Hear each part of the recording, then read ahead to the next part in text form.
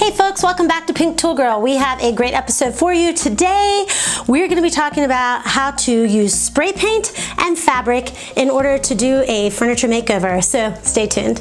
For budget-friendly home improvement advice, where we help you save more so that you can do more in your home, please hit that subscribe button and bell so that you're notified each week when we deliver a new episode. So you want to gather your materials before you start because it's just going to make your project so much easier. So today I'm going to show you how I recovered this chair and I spray painted it. So here's what you're going to need. You're going to need good scissors and fabric. And for a furniture makeover, you do want to do a nice durable fabric. I found this at Walmart for $1 a yard. So I bought all of it, which was less than 2 yards, and I had more than enough. You want to buy really good scissors in order to cut your fabric. I use these just for materials, a little bit of a tip that my grandma taught me. And they are Fiskars. They're really great scissors. The second thing that you're wanting to do is you're going to want to have a staple gun. You can have one that's manual or one that plugs in. I prefer this because you use a lot of staples for a furniture project when you're doing it. I used to laugh all the time when I would find these in my toolbox because I thought, what am I really going to use these for? And you're going to see I had to take off the screws and the sides in order to get just the material wrapped around the fabric. No, the material wrapped around the seat. And these came in handy.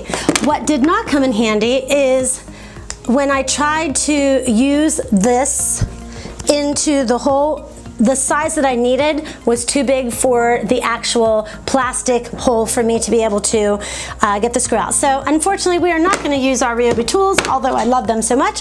And the last thing is you're going to want to have a can of spray paint. I bought this for $4. I did do metallic, and I did make sure that it did bond to plastic. You want to make sure that you use that. So let's get started with showing how we did this makeover. I'm going to start by saying that this project, I covered it up because I wasn't sure what I was going to do with the seat. Hindsight 2020, I would have just taken the handles off from the beginning, but I didn't, so that just so you know where I was starting from. But it's a swivel chair, so I made sure that I kept swiveling the wheels in order to make sure that I got a good coverage of the spray paint on all sides of the wheels, so when you look down, you weren't looking at little patches. The second thing that I want to make sure I recommend is that you do spray paint outside, and as I've learned in past projects, make sure that you have that cardboard down so that the spray paint doesn't go in your grass, because then your husband gets mad at you. I'm just saying, telling for a friend. So the seat is able to extend up. So I extended it the whole way up. So I made sure that I got each one of those tubes covered fully with the spray paint. And then if you notice, there's even just like a little portion of the compressed air, I guess, I don't know the mechanics of the chair, but I made sure that I spray painted everything that was plastic so that it had a nice coverage of silver spray paint. Now, I did use about 1 can of spray paint for this entire section. So I did the handles and I did the wheels and the bottom section.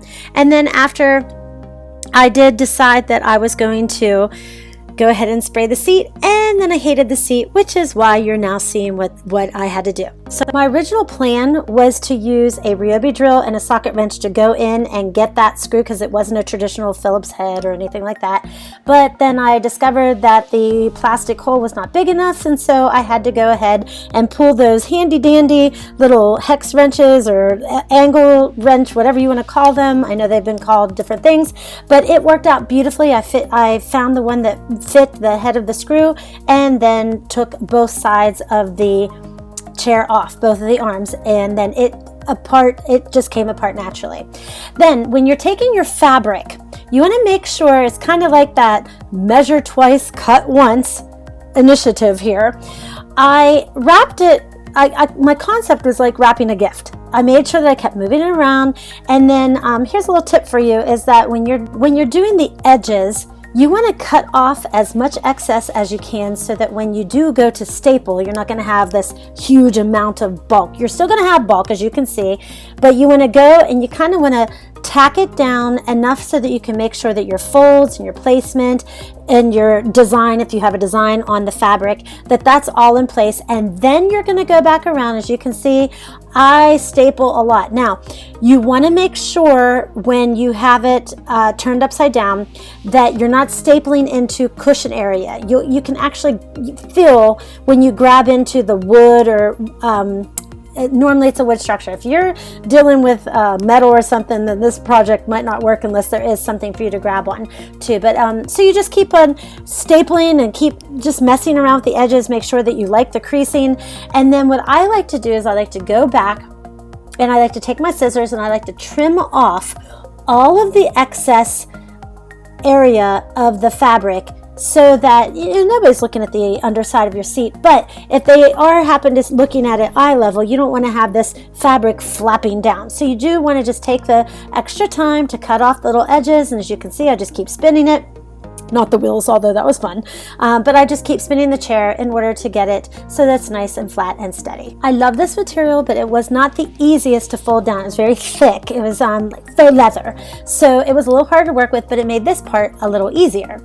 So you want to make sure that after you get the seat covered, and if you're dealing with an office chair like I was, where you're going to have to reattach the arms, you had to go back through and make incisions where the screw was. You didn't want to do too much so as to expose the original cushioning, the black underneath of it, but you do want to do it enough so that you can get that hole and that there's nothing in the way of getting the screw to go into the base of it. Now, I did have to call an assistant, so I asked my baby to come on over, and he went ahead and tightened all the screws.